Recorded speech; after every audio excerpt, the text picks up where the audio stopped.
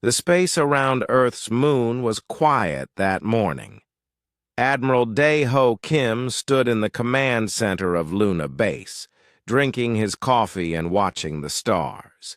He had been doing this job for 20 years, and nothing exciting ever happened. Earth's space was safe and peaceful. Then the alarm started screaming. "Sir!" Captain Sora Park ran to his side, her face pale. "We have contacts.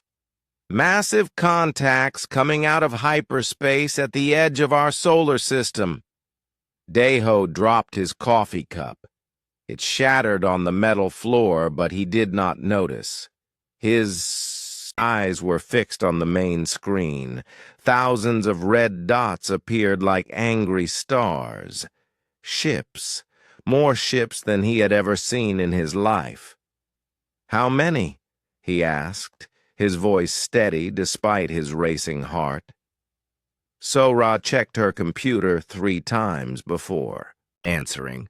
"Over 10,000 ships, sir. All of them bigger than our largest vessels." The communication system crackled to life. A deep, cold voice filled the command center. The words were in perfect English, but the accent was strange and frightening. "Attention, inhabitants of the 3rd planet.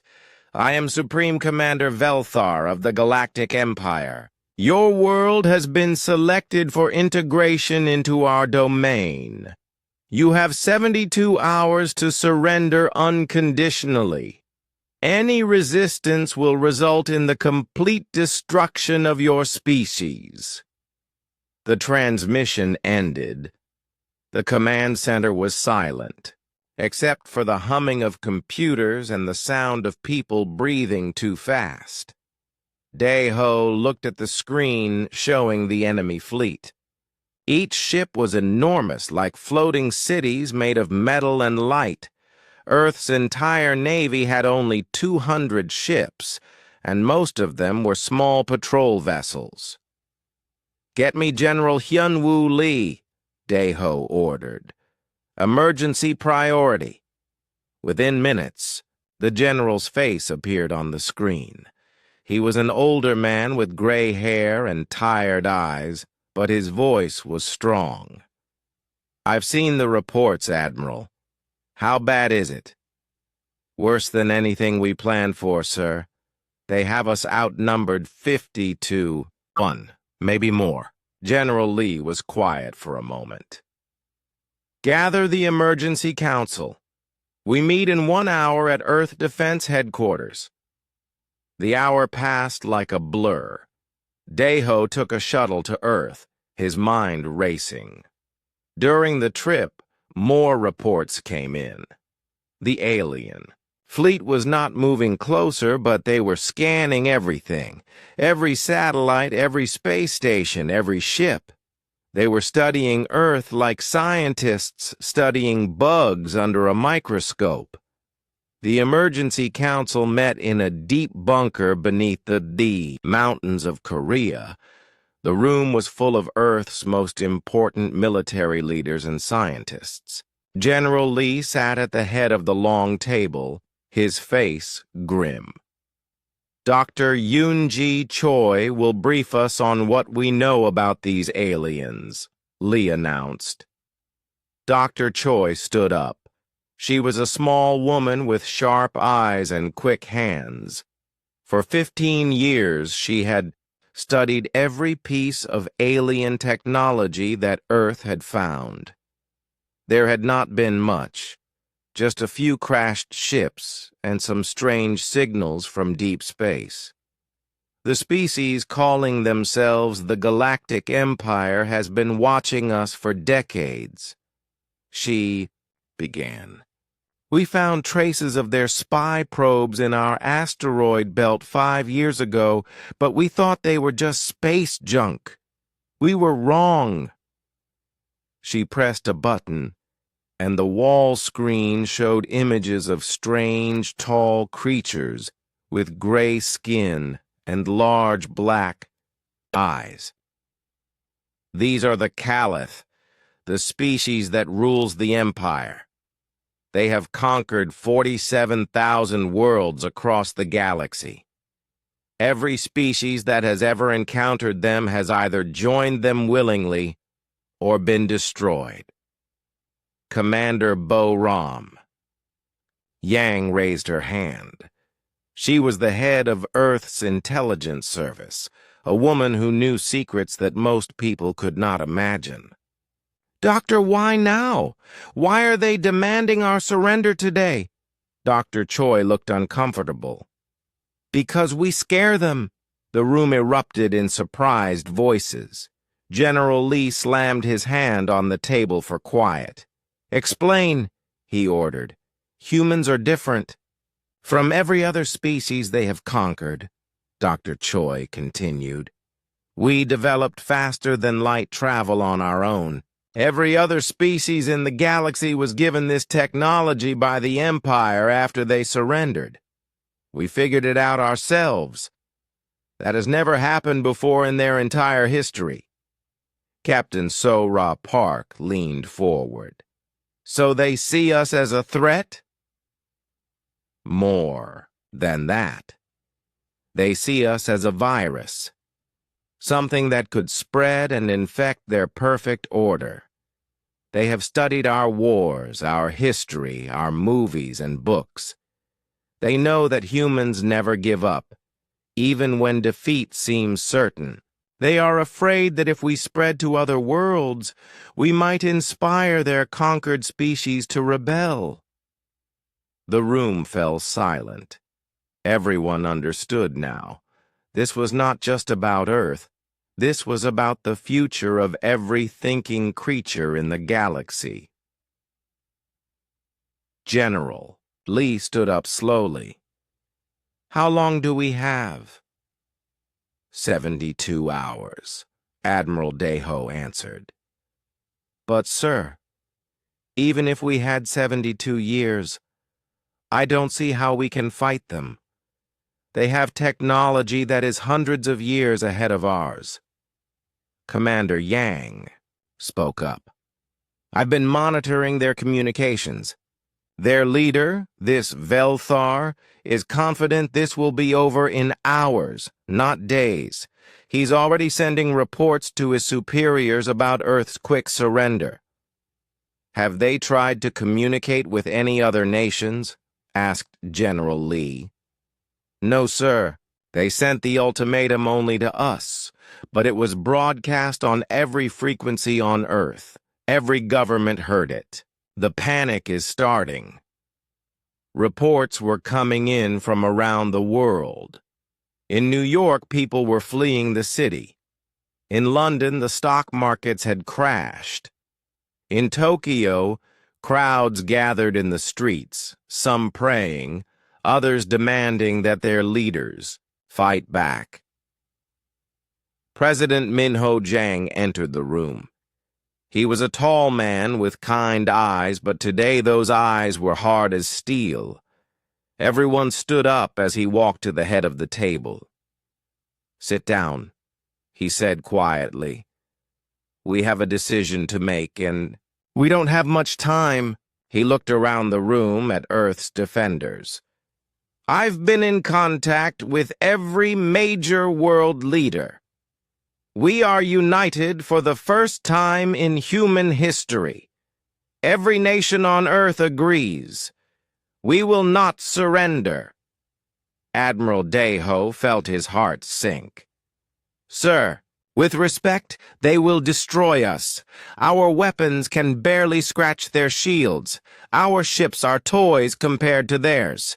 President Jang nodded. You're probably right, Admiral. But Dr. Choi said something important. They're afraid of us.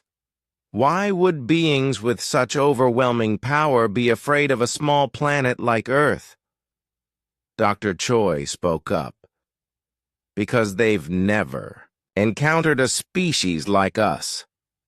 Every other race they conquered was peaceful, logical, predictable. Humans are none of those things. We're chaotic, emotional, and we do impossible things when we're desperate. General Lee smiled for the first time that day. They've studied our history, but they don't understand it. They see our wars and think we're violent. They see our movies and think we're fantasy makers. They see our refusal to surrender and think we're stupid. "What do you think we are?" President Jang asked.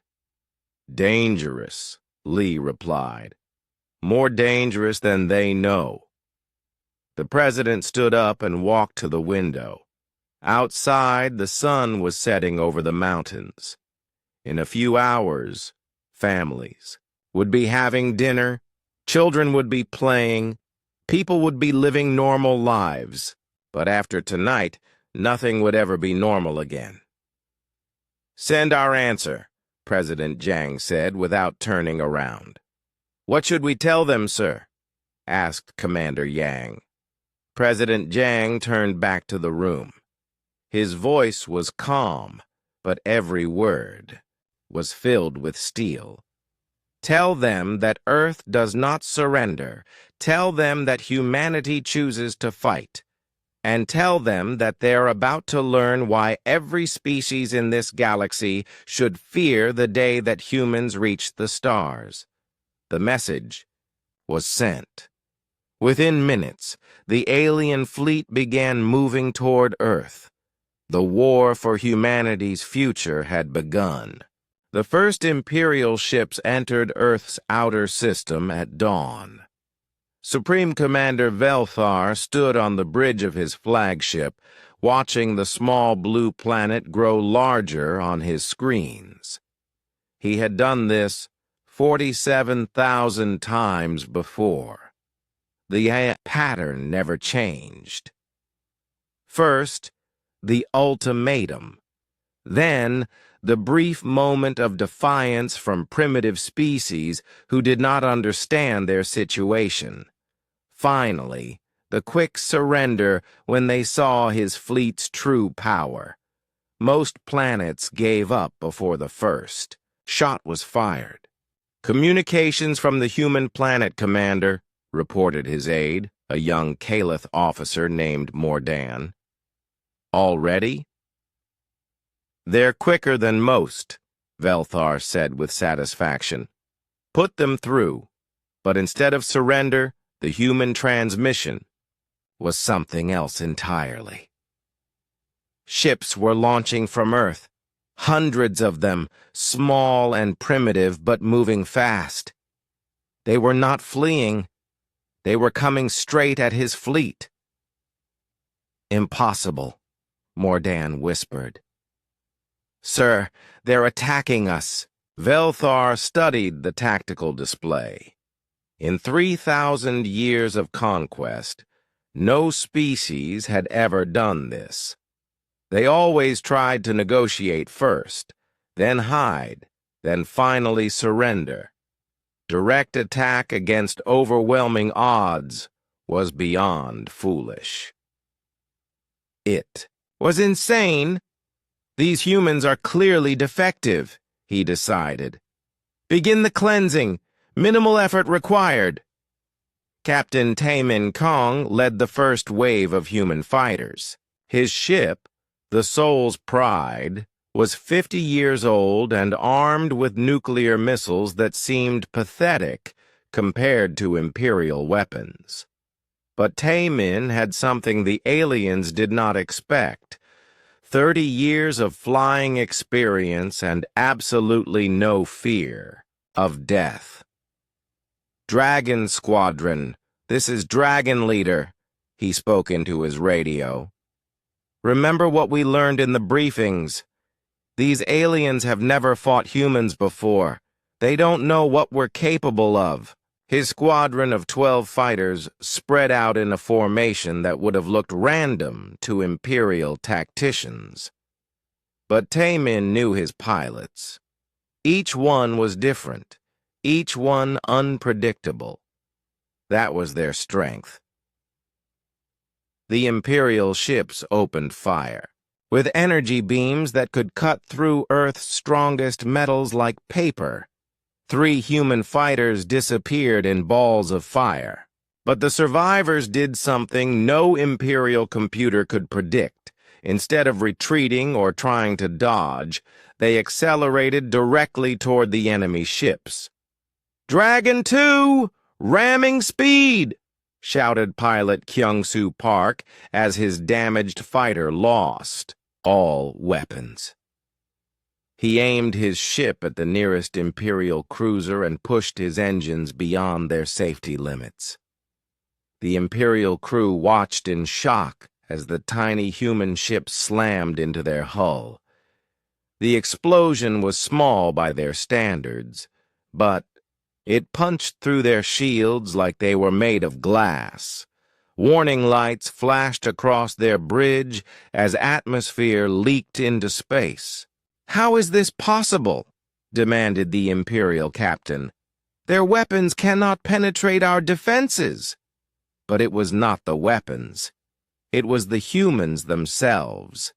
They were using their ships as weapons, trading their lives for damage that should have been impossible.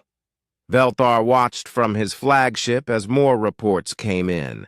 Imperial ships were taking damage. Not much, but any damage at all was unthinkable.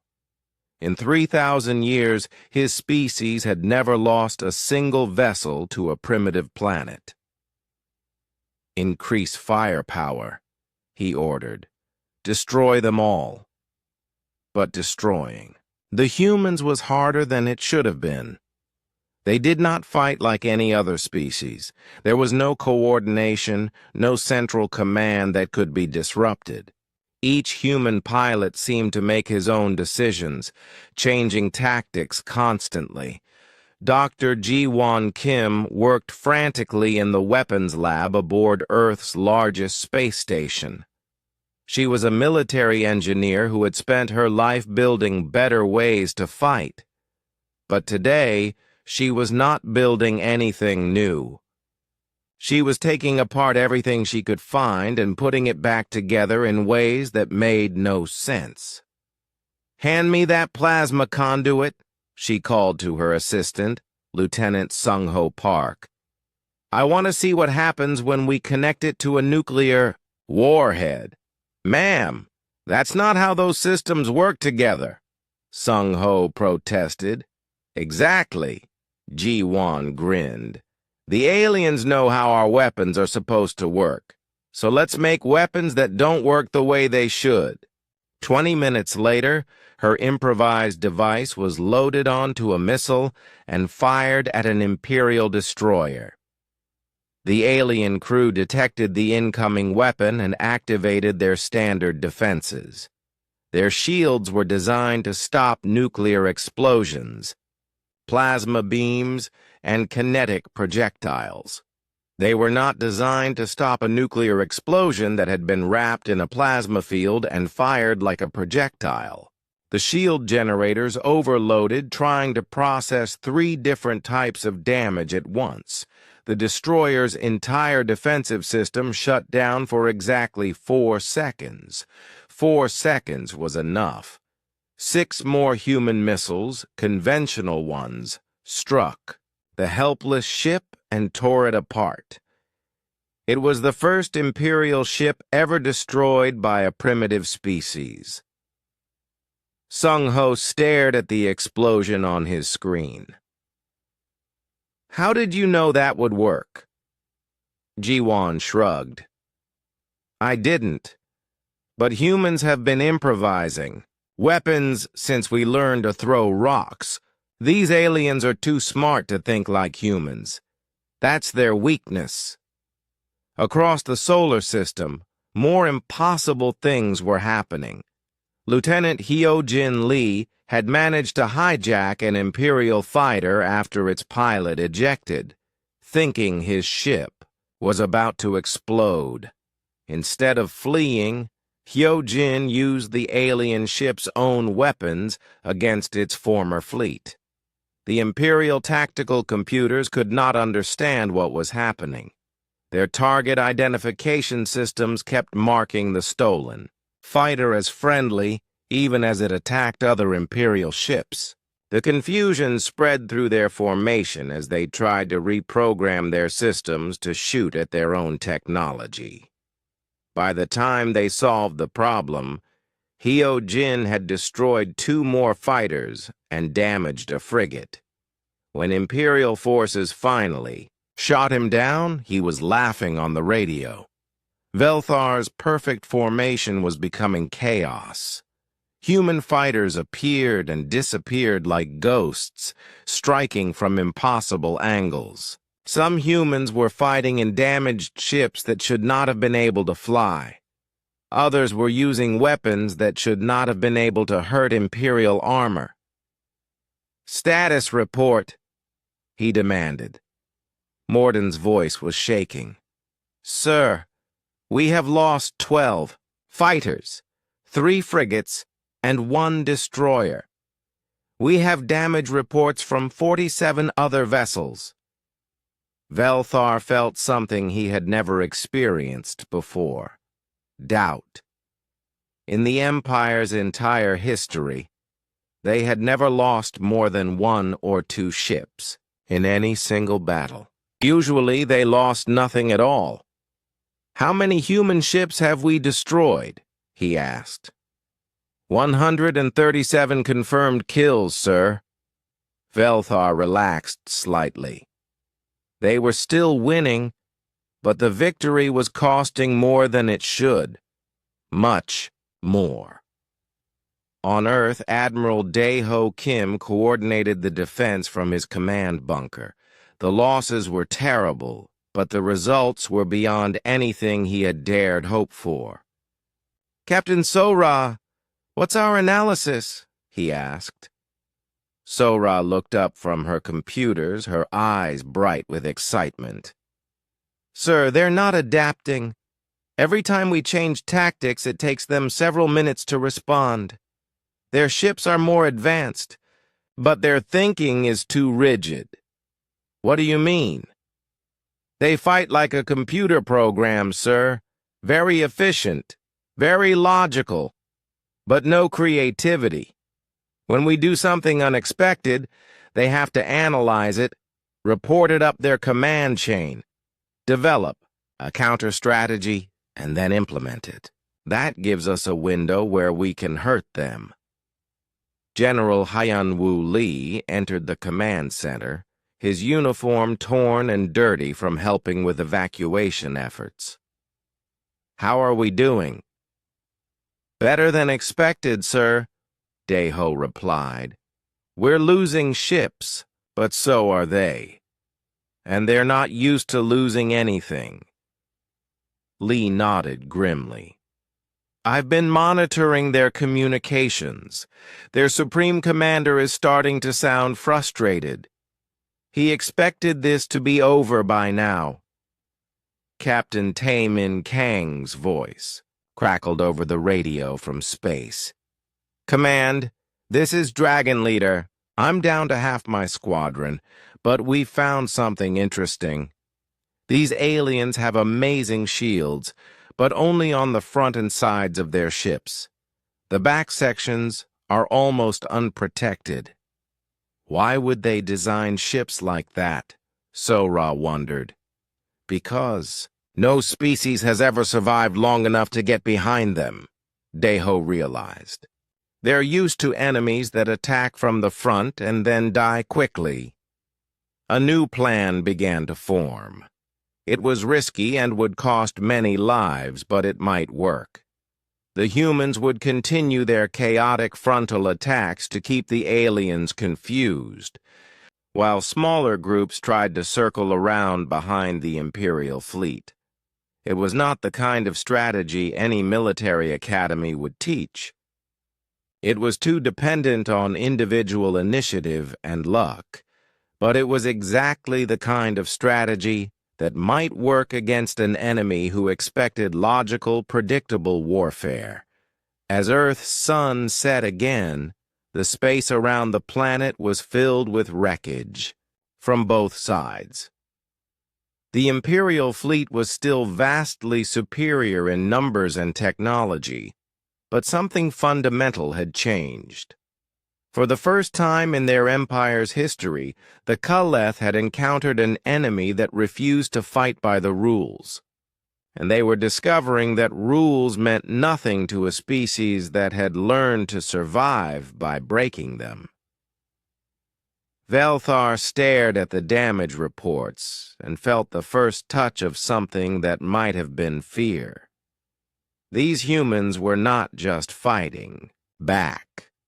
They were winning small victories that should have been impossible, and if humans could do the impossible once, what would stop them from doing it again?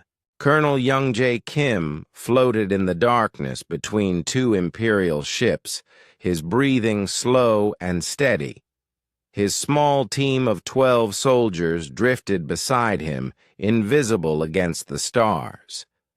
They wore no special stealth technology because Earth did not have any. Instead, they relied on something much simpler: the aliens' inability to imagine that humans would be crazy enough to attempt a boarding action in open space. "Remember," Young Jay whispered into his helmet radio, "these aliens have never fought inside their own ships. Their security systems are designed to keep people out, not to fight people who are already inside." Sergeant Mi Young Choi checked her improvised explosive pack one more time. It was made from mining charges, kitchen timers, and spare electronics.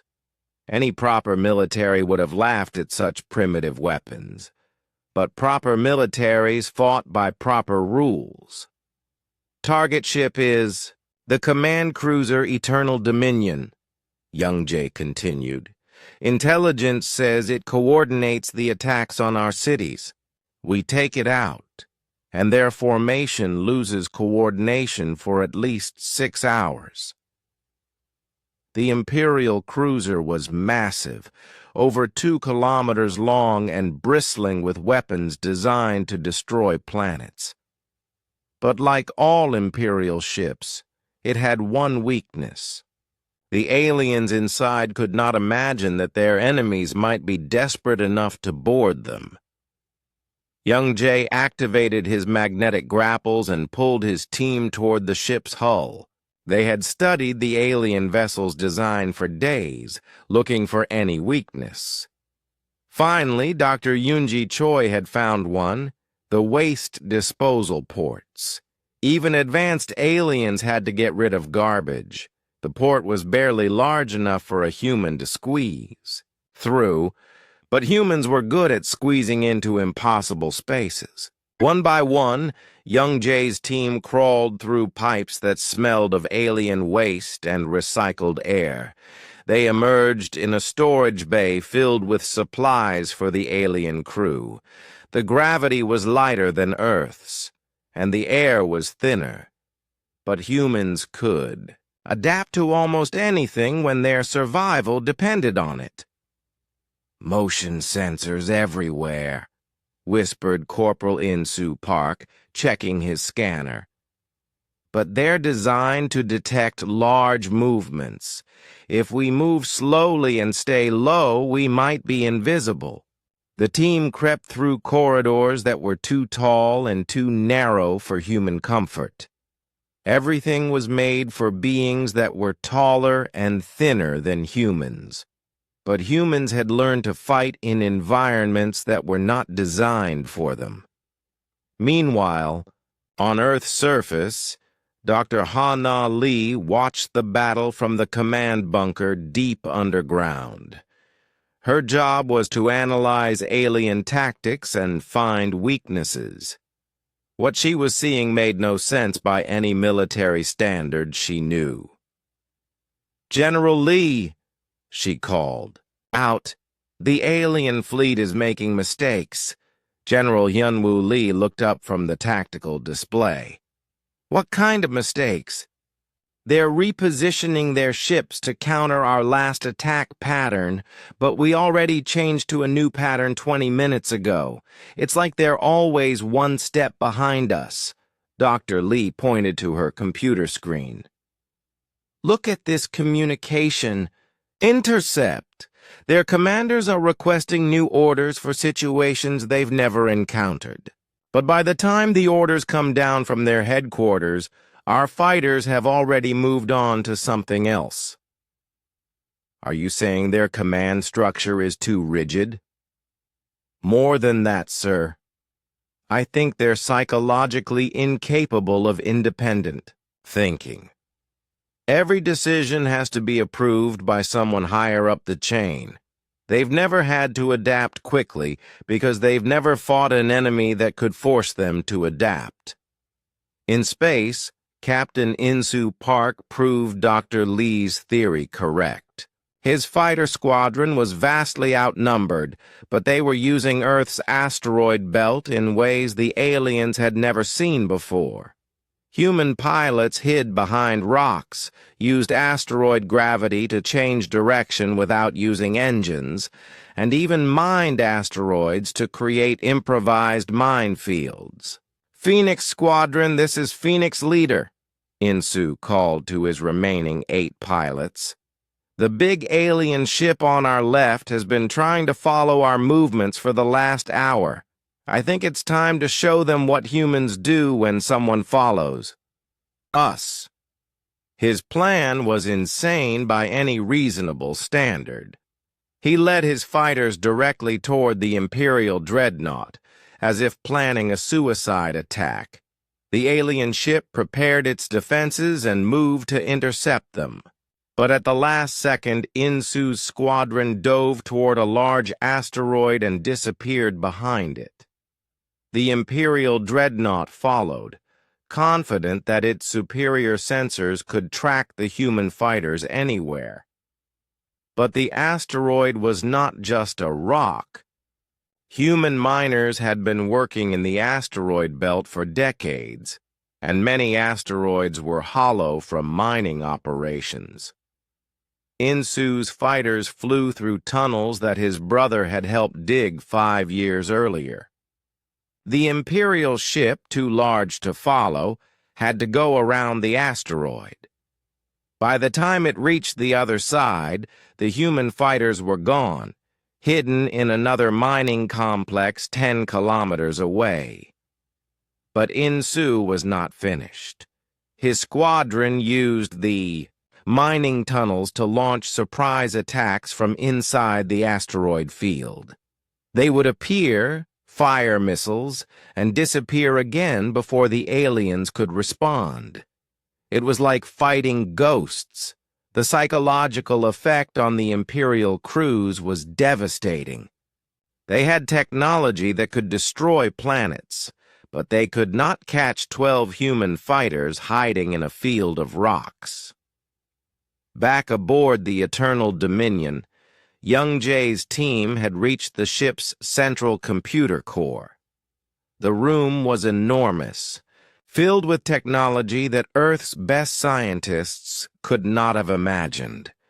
But technology was only as good as the people using it. "Charges set," reported Mi Young. "But, sir, we could do more than just blow this up." Young Jay looked at the alien computers. "What do you mean?" "I was a computer programmer before I joined the military. These systems are incredibly advanced, but they're not protected against human-style hacking. I don't think they've ever had to worry about enemies getting inside their ships. How long do you need?" "Give me 10 minutes and I can send false orders to half their fleet." Young Jay grinned. "Do it."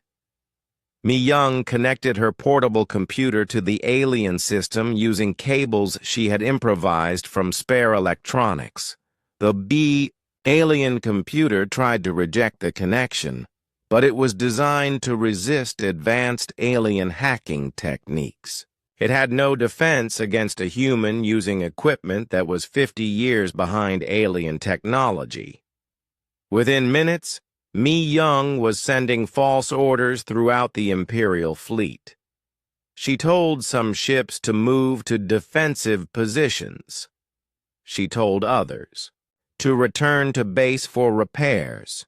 She even managed to convince 3 destroyers that they were running low on fuel and needed to retreat. The Imperial formation began to fall apart as ships followed orders that made no sense. By the time the alien commanders realized what was happening, their carefully coordinated attack had become chaos. "Time to go," Young Jay announced. "Set the charges for 5 minutes." But as they tried to leave, alien security forces finally found them. The corridor filled with tall, gray-skinned Kaleth soldiers carrying energy weapons that could cut through metal. The aliens expected the humans to surrender or panic.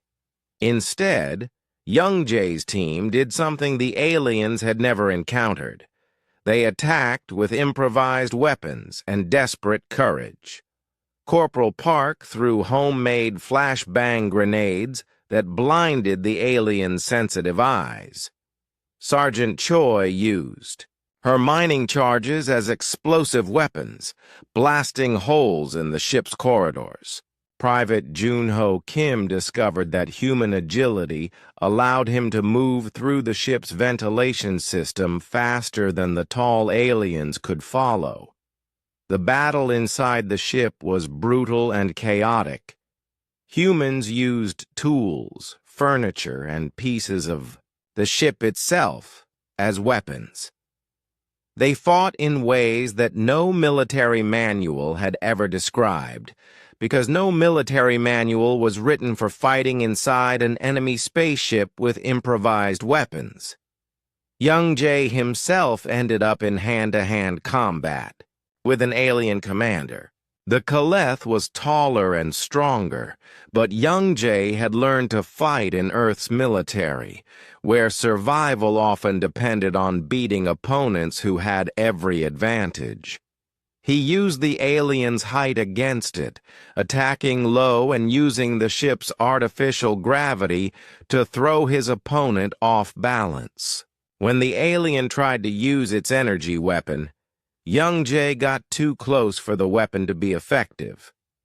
The fight ended when Young Jay managed to activate one of the ship's emergency systems, filling the corridor with fire suppression foam that blinded the alien but did not affect the human's ability to fight.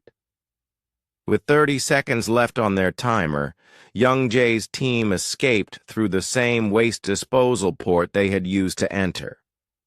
They jumped into space just as their charges exploded, crippling the Imperial cruiser's command systems. But the real victory was not the destroyed ship.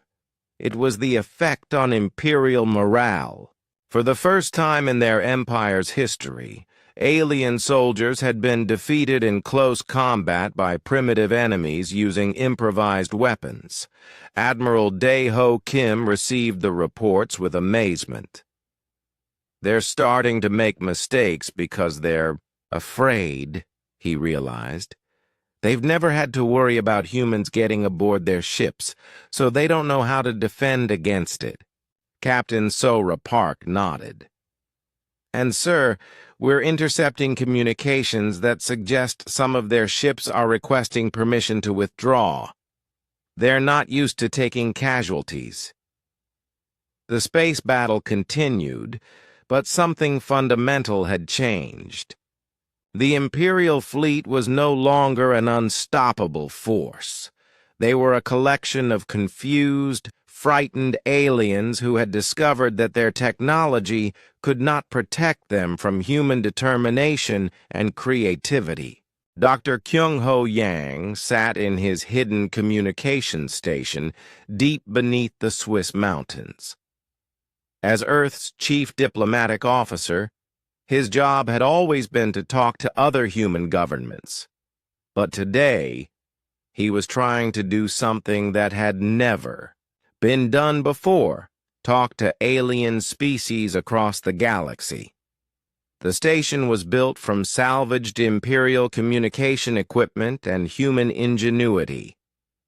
When young J. Kim's team had raided the alien cruiser, they had brought back more than just explosives.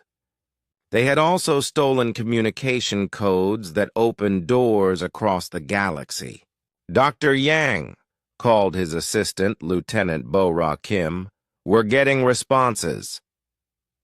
Kyung-ho leaned forward, his heart racing. For 3 days, he had been broadcasting the same message on frequencies used by the Empire's conquered species. Earth resists. Earth fights. Earth can win. You can win too. What kind of responses?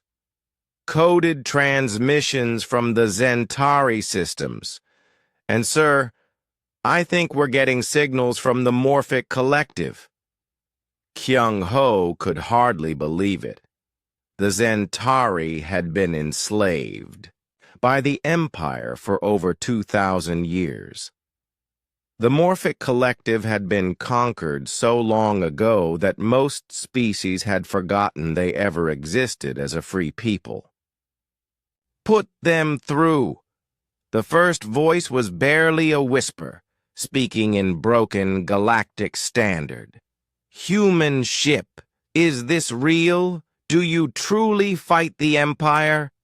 This is Dr. Yang of Earth. Yes, we fight. We have destroyed Imperial ships and damaged their fleet. How can we help you? A long pause. Then, I am Kethva, last Free Zentari. My people have hidden in the deep tunnels of our homeworld for 50 generations. We thought we were the only ones who remembered freedom. More voices joined the conversation. A Morphic warrior named Vex Nu, speaking from a hidden base in an asteroid field.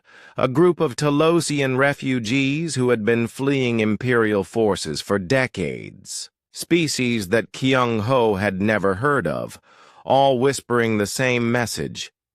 They wanted to fight back. Listen carefully, Kyung-ho said. We are sending you tactical data from our battles. The Empire can be beaten, but only if we work together. How? Asked Vex Nu. They have ships, weapons, armies. We have nothing. You have something more valuable than weapons, Kyung-ho replied. You have knowledge of their weaknesses.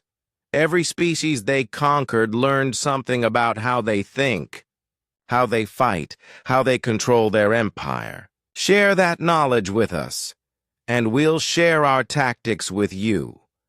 Within hours, information was flowing across the galaxy like a river breaking through a dam. The Zentari revealed that Imperial ships had weak points in their reactor cores that could be exploited. The Morphic Collective shared the locations of hidden weapons stockpiles that the Empire had forgotten about.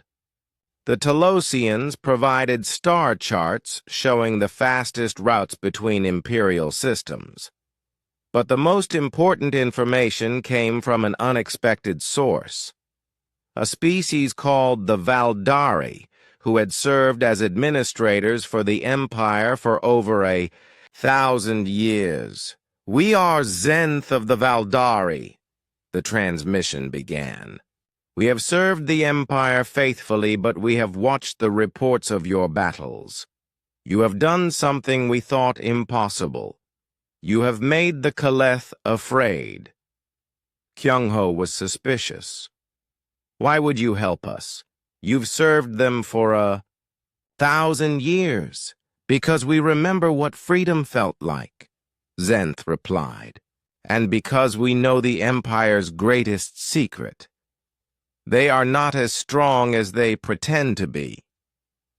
The Valdari explained that the Empire's control over their conquered species depended on more than just superior technology. They used a form of neural suppression that made it almost impossible for enslaved species to think independently or organize resistance.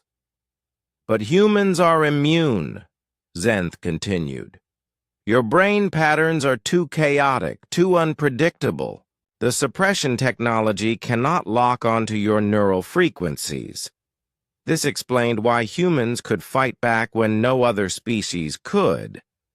But more importantly, it suggested a way to help other species break free. If we can disrupt the suppression fields, Kyung-ho realized, other species could rebel too. Exactly.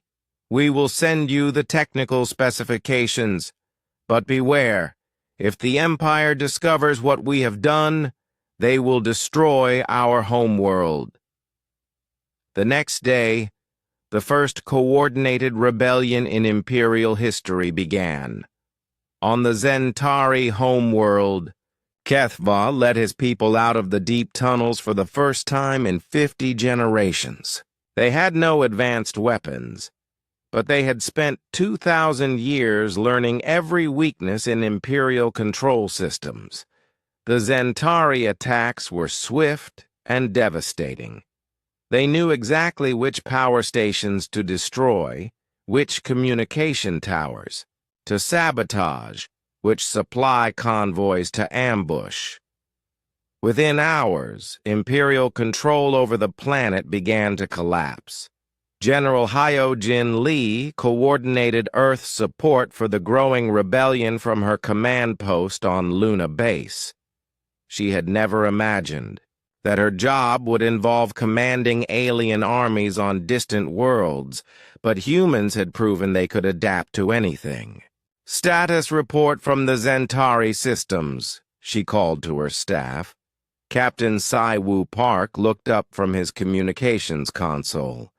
"The Zentari have taken control of 3 major cities and 2 orbital platforms. But, sir, the Empire is sending reinforcements." How? Long until those reinforcements arrive? 18 hours, ma'am. Then we need to give the Zentari something they can use against Imperial reinforcements. Hyojin turned to her tactical team. "What do we have that we can spare?"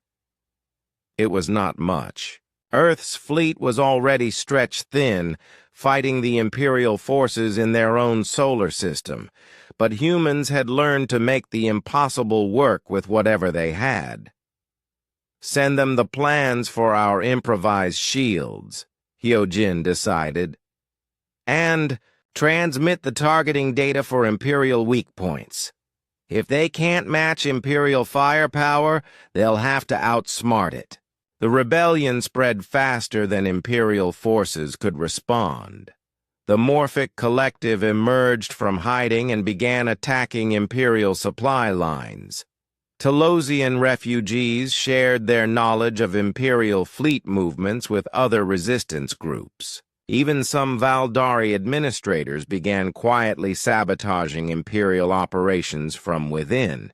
But the most shocking development came from an unexpected source: Imperial soldiers themselves.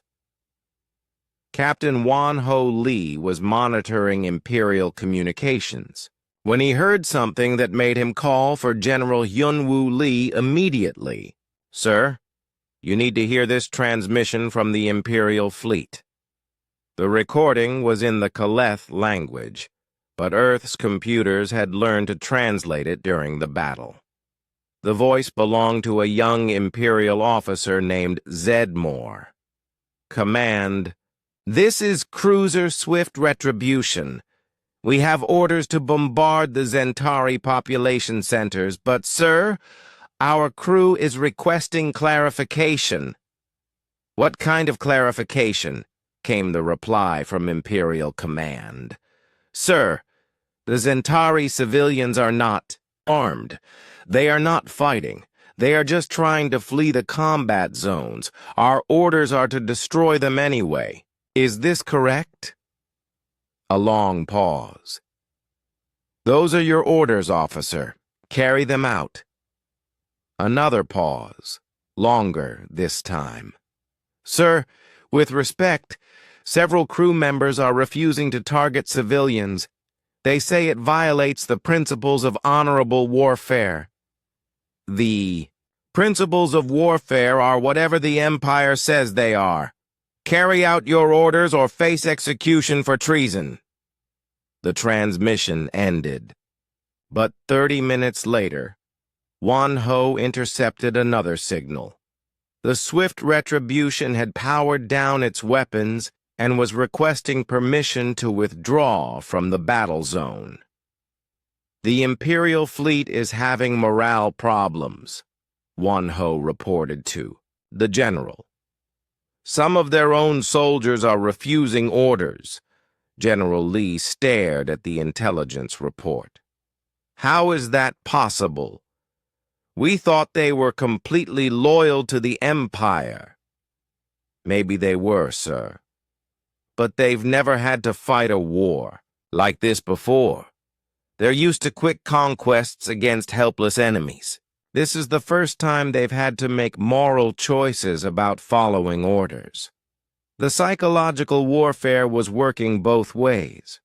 Just as the Empire had tried to break human morale with overwhelming force, humans were breaking Imperial morale by forcing them to confront the reality of what their empire actually did to conquered species.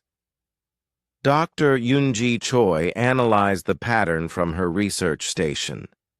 The Empire's strength has always been that their soldiers never had to think about what they were doing. They conquered primitive species that couldn't fight back, so Imperial soldiers never had to face the moral consequences of their actions. And now, asked Admiral Dae-ho Kim, now they're fighting humans who refuse to surrender, and they're seeing their own conquered species fighting for freedom. For the first time in their lives, Imperial soldiers are being forced to choose between following orders and following their conscience. The rebellion continued to spread. Within a week, over 100 Imperial worlds were experiencing some form of uprising. It was not a coordinated military campaign. It was something much more dangerous to the Empire. It was the spontaneous awakening of the desire for freedom among species that had almost forgotten what freedom meant. But the Empire was not helpless. Supreme Commander Velthar had called for reinforcements from across the galaxy. Massive fleets were converging on rebel systems, ready to crush the uprising with overwhelming force. The war was about to enter its most dangerous phase. Humanity had proven that the Empire could be fought, but now they would have to prove that the Empire could be defeated. As reports came in from across the galaxy, one thing became clear. This was no longer just about Earth's survival. Admiral Na-young Kim stood on the bridge of the Earth defense ship Incheon, watching the largest fleet in galactic history approach her homeworld. The Imperial reinforcements had arrived, and they filled space like angry stars. Over 50,000 ships, each one capable of destroying cities. "Final count, Captain," she asked her tactical officer. Captain Si-jin Park checked his instruments one more time. 53,000 Imperial vessels, ma'am.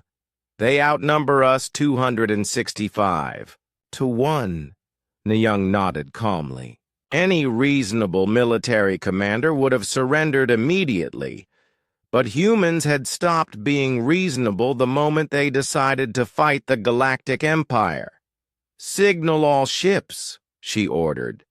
"Today we find out if the impossible can become inevitable." On Earth's surface, President Chan Woo Park watched the approaching fleet from the emergency command bunker. The rebellion across the galaxy had bought Earth precious time, but it had also forced the Empire to commit everything they had to crushing the human homeworld. "Sir," reported General Hyun-Woo Lee, "we're getting signals from our allies. The Zentari are sending what ships they have. The Morphic Collective is launching attacks on Imperial supply lines. Even some of the Valdari administrators are sabotaging Imperial communications." "How many Allied ships?" asked the President. "Maybe 3,000, sir. Not nearly enough." President Park looked at the tactical display showing the approaching doom. "General, do you remember what Dr. Choi said when this all started? About humans being a virus that the Empire was afraid would spread?"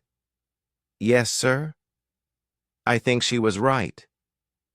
But not in the way any of us expected." Park turned to face his advisors. "We're not just fighting for Earth anymore. We're the proof that freedom is possible. If we lose today, the galaxy loses hope for 1,000 years. If we win, sir. If we win, freedom becomes infectious. Every enslaved species in the galaxy will know that the Empire can be beaten." In space, the battle began with the largest exchange of fire in recorded history. Imperial ships unleashed enough energy to power entire solar systems. Earth's defenders responded with everything they had: nuclear missiles, kinetic projectiles, improvised weapons, and desperate courage. The first hour was a massacre. Human ships disappeared by the dozens, overwhelmed by Imperial firepower. But something strange was happening. For every human ship destroyed, the survivors seemed to fight harder, not weaker. Captain Tae-ho Kim commanded a small squadron of fighters that had been cut off from the main fleet.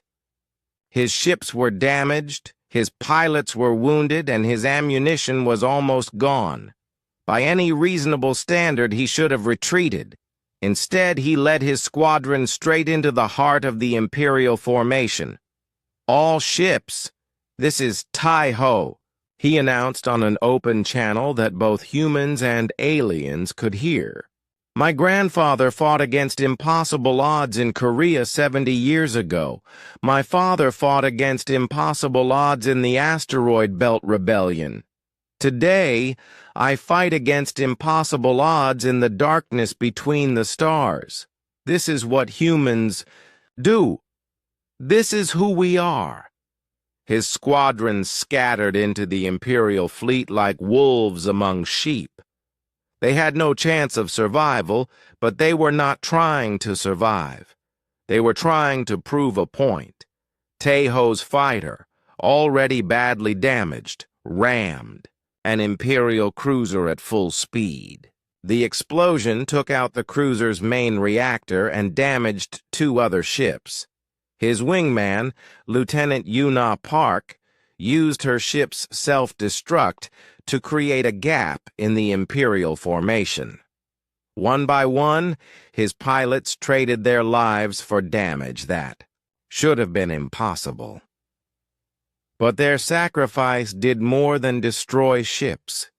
It sent a message that spread across the battlefield.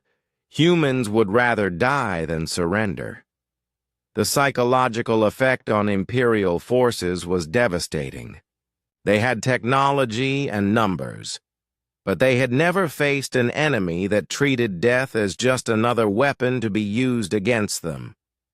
Dr. Won-ho Lee had made the discovery that changed everything while studying captured Imperial technology. Hidden in the wreckage of alien ships, he found something that no human scientist had ever imagined. The Empire's central control system was not just technology. It was alive. "President Park," he reported via emergency transmission, The Empire doesn't control their species through neural suppression alone. They use a form of collective consciousness that links all Imperial citizens to a central mind. What does that mean, Doctor? It means they're not really individuals, sir. They're more like parts of a giant organism. That's why they can't adapt quickly to new situations. Every decision has to go through the central consciousness. And the weakness? If we can disrupt the central consciousness, the entire empire will collapse at once. But, sir, the control center is on their homeworld, protected by the most powerful defenses in the galaxy. President Park stared at the data. How do we get there? We don't, sir. It's impossible. But, sir, there's something else. The central consciousness has never encountered a truly independent mind before. If a human could somehow make direct contact with it, what would happen? I don't know, sir. But human consciousness is so chaotic and unpredictable that it might overload the system. It was the most desperate plan in human history. While Earth's defenders fought the impossible battle in space, a single human would have to somehow reach the Empire's homeworld and make contact with an alien mind that controlled trillions of beings across the galaxy. General Hyojin Lee volunteered immediately. I'll take a stealth ship and try to reach their homeworld. General, it's a suicide mission, President Park protested. Sir, this entire war has been a suicide mission, but we're still here. As Hyojin prepared for her impossible journey, the space battle around Earth reached its climax. Admiral Na-Young Kim's flagship was heavily damaged, but she refused to retreat. Around her, human and alien ships fought in the largest battle in galactic history. The turning point came when the Allied fleets arrived. 3,000 ships from a dozen species, all fighting under human tactical coordination. They were vastly outnumbered, but they had learned human tactics, improvisation, adaptation, and absolute refusal to surrender. Captain Si-Jin Park led a combined fleet of humans, Zentari, and Morphic warriors in a coordinated attack on the Imperial command ship. The alien crews had learned to fight like humans, chaotically, unpredictably, and with complete disregard for their own safety. The Imperial flagship, Eternal Dominion, was the most powerful vessel ever built. It should have been able to destroy the entire Allied fleet. But its crew had never faced enemies who fought with human tactics. Si-Jin's ships attacked from every direction at once. Some used ramming attacks, others fired improvised weapons. A few Zentari ships actually managed to board the Imperial vessel, fighting hand-to-hand in the corridors using mining tools and explosives. Supreme Commander Velthar watched his perfect fleet dissolve into chaos.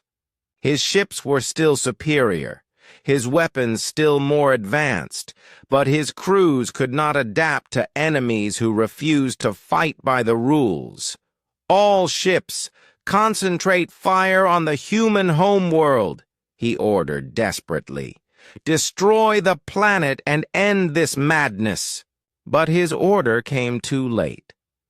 General Hyojin Lee had reached the Empire's homeworld, and she was about to attempt the impossible, making direct contact with the central consciousness that controlled the entire galactic empire, as Earth's defenders fought desperately in space above their homeworld.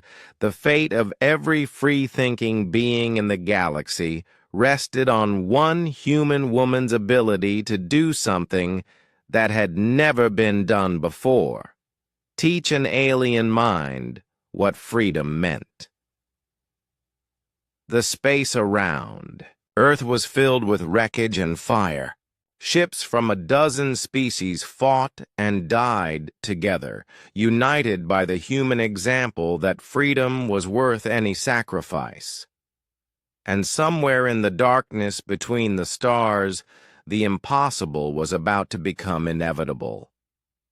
The final phase of humanity's war for galactic freedom was about to begin. General Hyo-Jin Lee's small stealth ship drifted through the outer system of the Imperial homeworld like a speck of dust. The planet below was a massive sphere of metal and crystal, covered in cities that stretched from pole to pole. This was the heart of the Galactic Empire, home to the central consciousness that controlled trillions of beings across the galaxy. Recording final log entry, she whispered into her helmet microphone. If anyone finds this, know that humanity tried to do the impossible. We tried to free the galaxy. The Imperial homeworld's defenses were beyond anything humans had ever imagined. Energy shields that could stop entire fleets, weapon platforms that could destroy planets. But all of these defenses were designed to stop external attacks, not a single desperate human willing to die for an idea. Hyo-Jin guided her ship toward the planet's surface, using stealth technology stolen from Imperial wrecks and improved with human ingenuity. She was invisible to their sensors, but only as long as she did not use her engines or weapons. The Central Consciousness Facility was located at the planet's North Pole, a massive crystal structure that pulsed with alien thoughts. According to Dr. Won-Ho Lee's research, this was where the Empire's collective mind resided, controlling every aspect of Imperial society. Contact in 30 seconds, she reported, knowing that her transmission would reach Earth too late to matter. The battle for her homeworld was already decided, one way or another. Hyo-Jin crashed her ship directly into the crystal facility. The impact should have killed her instantly, but the ship's emergency systems kept her alive long enough to complete her mission.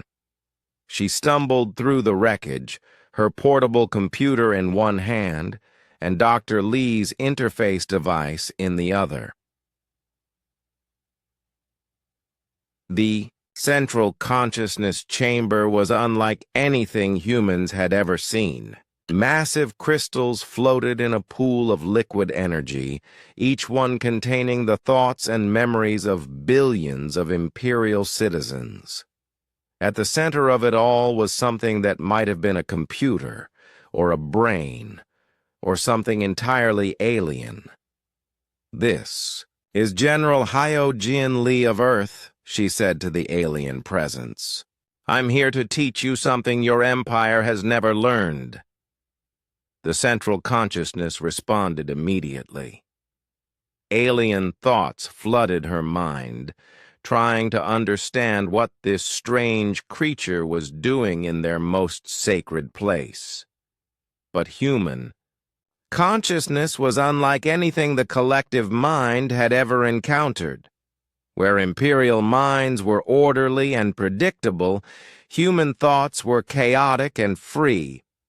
Where alien citizens thought in patterns approved by the Empire, humans thought in ways that no authority could control.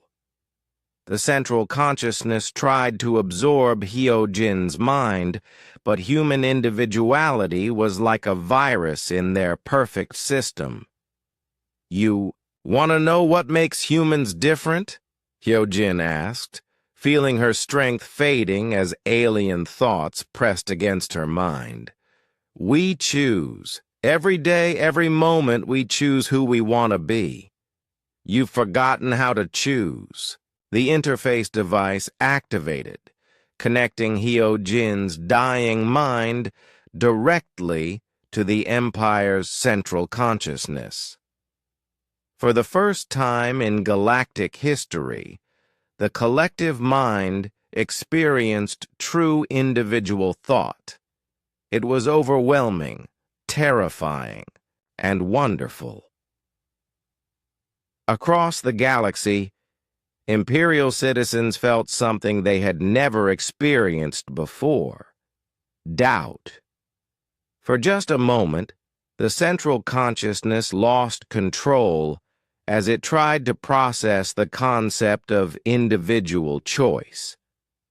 In that moment, trillions of beings remembered what it felt like to think for themselves. The effect was instantaneous.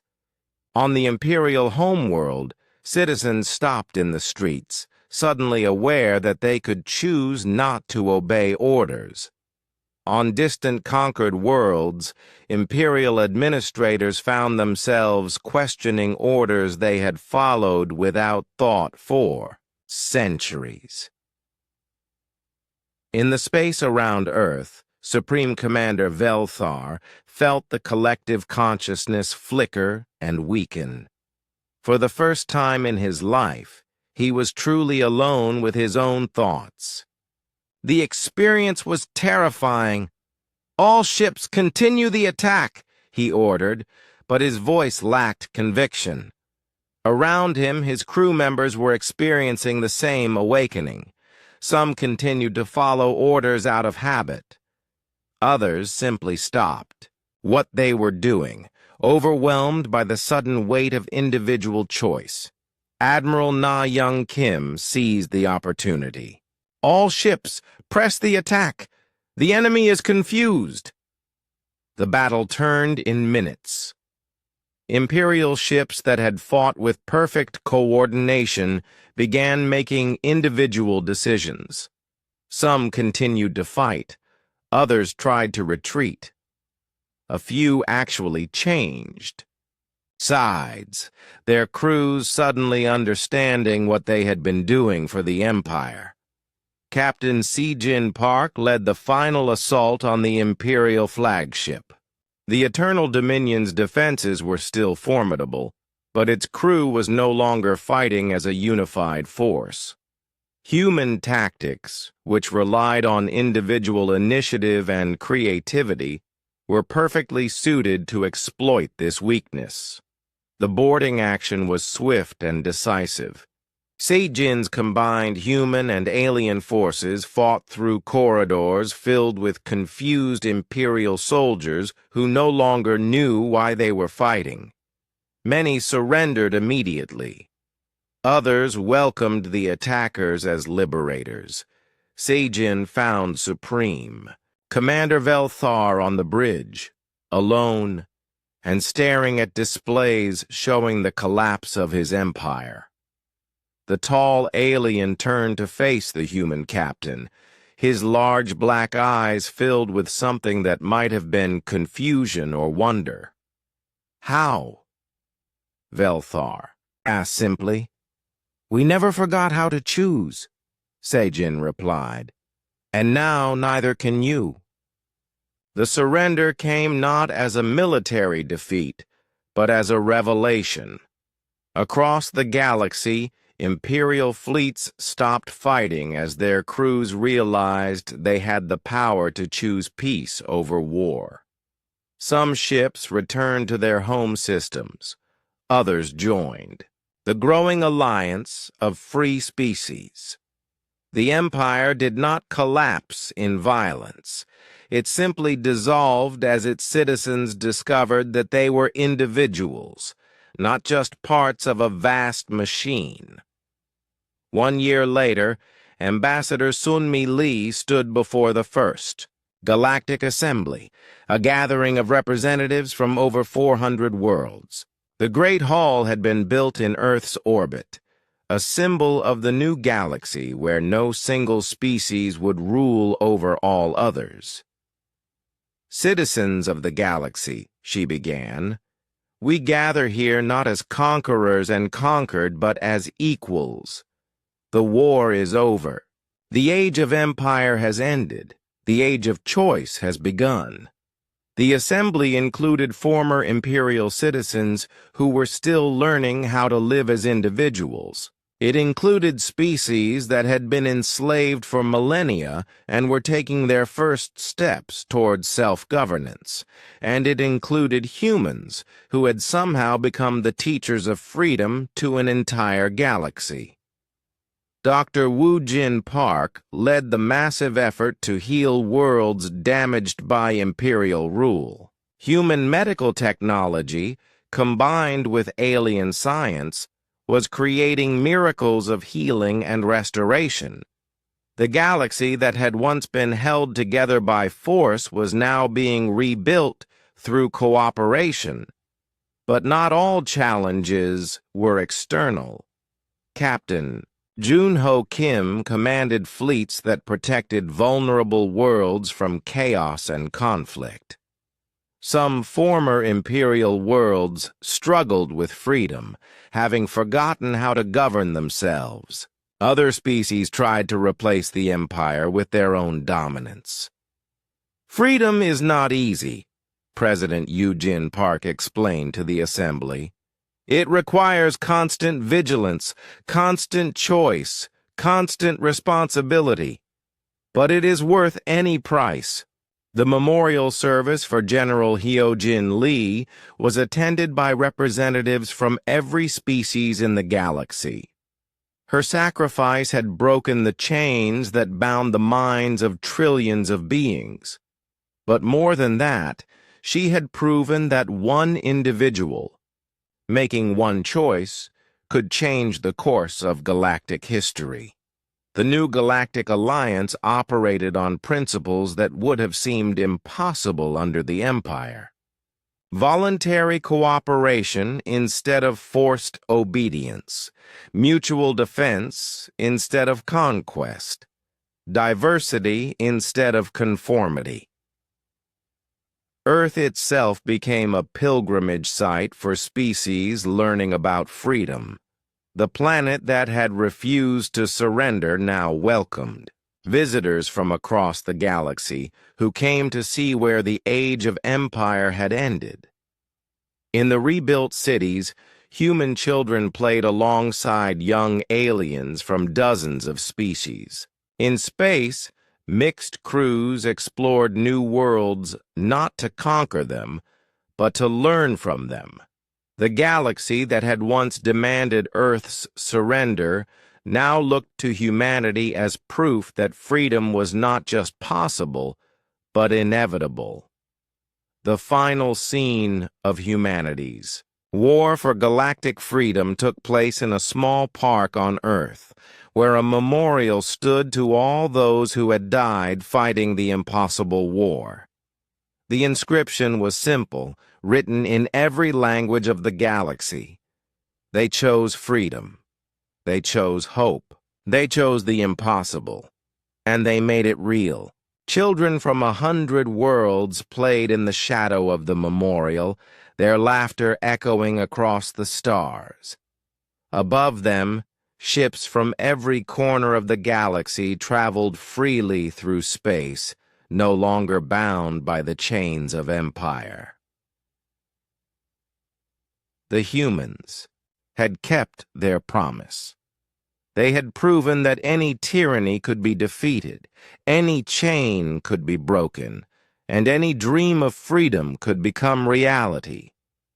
The galaxy would never be the same, and in the depths of space, where new worlds waited to be discovered, human and alien explorers worked together to build something that had never existed before. A galaxy where every being could choose their own destiny. The age of empire was over.